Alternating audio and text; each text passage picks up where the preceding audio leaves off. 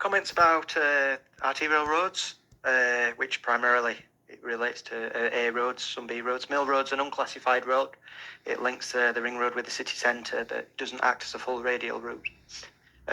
Traffic monitoring was raised again, and the surrounding area would be monitored. The traffic monitoring section of the report begins at section 3.33. The previous bridge restrictions did not lead to discernible air quality impacts. We know that nitrogen dioxide levels are below UK and European target levels.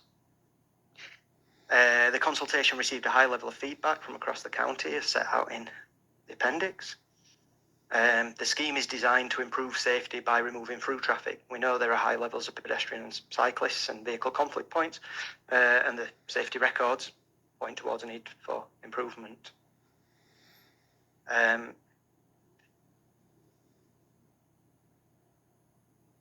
Just continuing, there were comments relating to the AppyWay tool. AppyWay is a consultation portal. They do no analytics, and they do not specify the questions that are asked. It's self-served by users, such as the County Council, who establish what questions should be asked using that platform.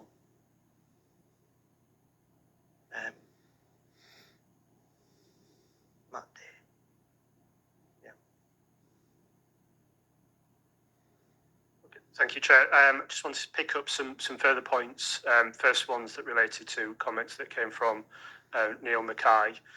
So first thing is that the paper in the decision before the committee today refers to the statutory consultation on the proposed traffic regulation order.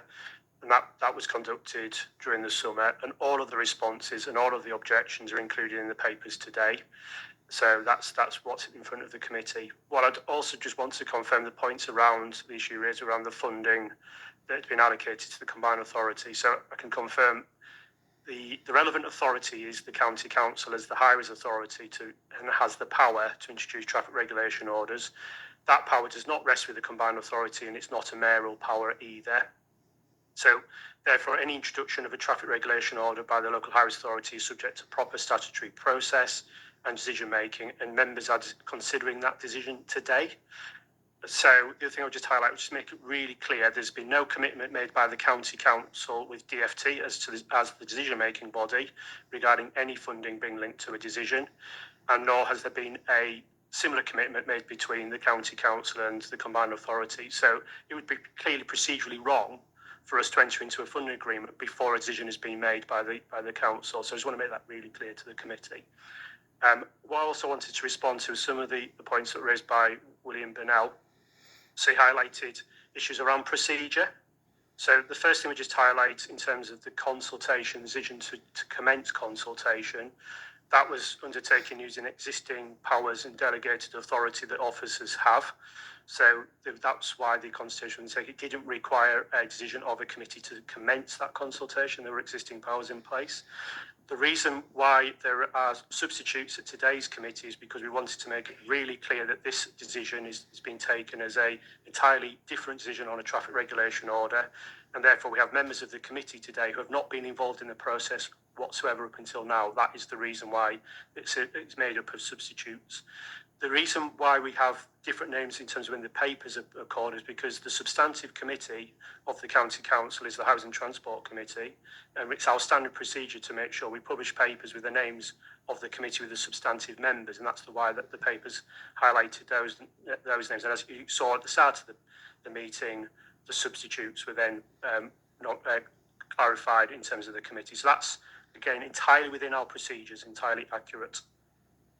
The other thing I would just highlight in terms of because there is reference made to a previous decision, the traffic regulation order that was previously determined, that had been quashed. So we've started the process again.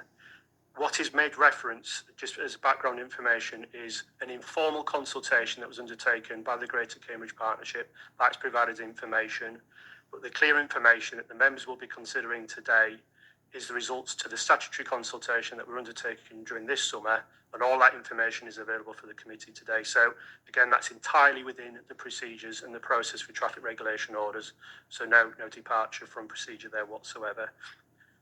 What I would like to do, though, if we're going for an adjournment, the point you raised around the comments made around the economic impact, I'd just like to get some further clarification on that, and I'll bring back some further clarification with the committee at that stage. But that's just some additional points I wanted to clarify there, Chair. I don't know if David wanted to clarify any further points. Turning to some of the other comments, there were comments relating to exemptions on motorcycles and taxis. I've just confirmed that motorcycles are traffic, albeit a small minority, and contribute to issues in the area, and therefore no exemptions are being sought. That's in line with other bus gates in the city. Advice from patrols, the regulator, suggests that restrictions such as bus gates should be consistent in order to aid motorists' understanding around rules and regulations of the road in the area. Officers, of course, monitor schemes regularly and consider improvements and efficiencies within regulatory frameworks. Bear with me.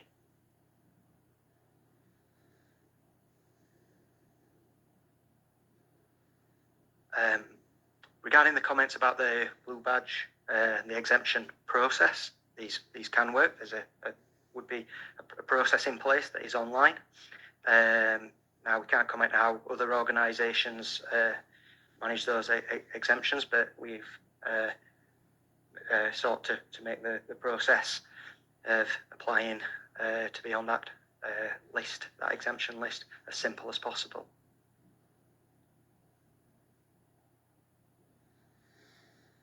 And just to reaffirm the point about the consultation in question, the report relates to determine objections associated with the 5-week statutory TRO consultation of August 2024, and those results are what are set out and reviewed in the report and its appendices, and they are the reasons that underpin the recommendation.